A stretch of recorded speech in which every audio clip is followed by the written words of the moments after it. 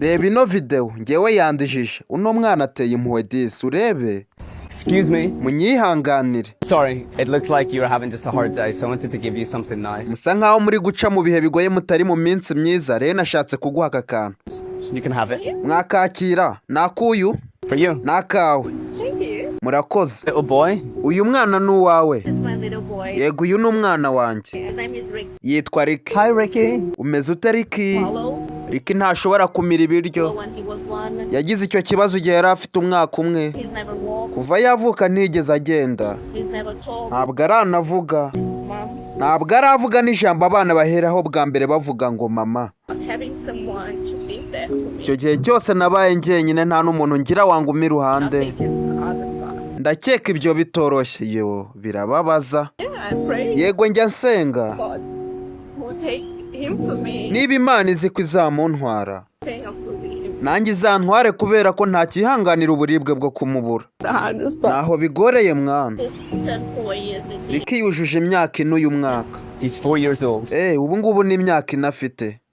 You need some help? Ukeneye ubufasha? No, it's good. Oya nta kibazo. Anyone in Australia with this Ese disease? muri Australia niwe wenyine urwaye iyi ndwara? This is the only one. Niwe wenyine. What's the name of the disease? Iyi ndwara arwaye yitwa ngo iki? Anti-sex disease. Yitwa infantile sex disease. Is there anything that we can do? Hari icyo ubona twakora? More time with him. Njyewe icyo nifuza ni uko namarana igihe kirekire nawe. It's very expensive Nasanze imiti yo kumuvuza ihenze. in his life.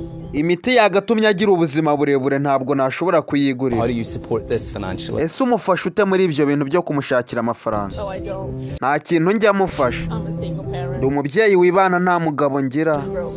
Nta n'amafaranga ngira. 24/7 Nubwo nakora ijoro n'amanywa amasaha 24. of his life. Ntabwo nshobora kwigondera ubushobozi bwo kurera uyu mwana How long- kubera ko akoresha imiti ihenze cyane. Little Rick to live? Ese muganga yavuze ko azabaho igihe kingana iki? 2 to 3 years old. Yavugaga ko uyu mwana azabaho imyaka 2 cyangwa 3 gusa.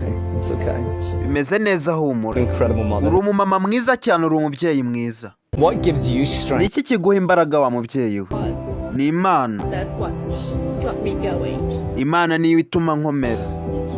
Hey, it's okay. Oya humura bimeze You're neza. so strong and so brave. Uri umunyembaraga kandi uri n'umugore w'umunyamurava.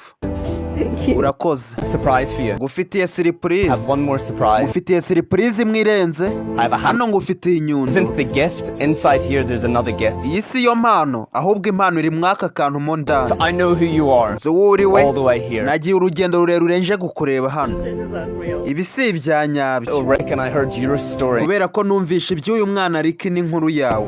Come. Ngaho ngwino. I want you to crack it open. Ndashaka kugafunguza inyundo. Excited? Urishimye? Yongeye guseka disi. Right over. Ngaho gafungure nona.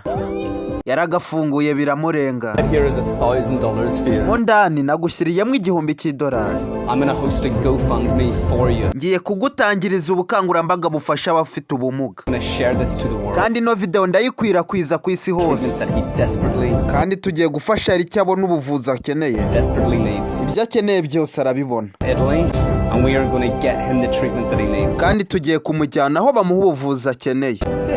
Ntabwo nakizera ko ibi biri kuba. Biragoye kubyizera. Urakoze. You're amazing. Urashimishije disi. Oh, thank Yo urakoze. Honestly. Nukuri urashimishije. Thank you. Urakoze.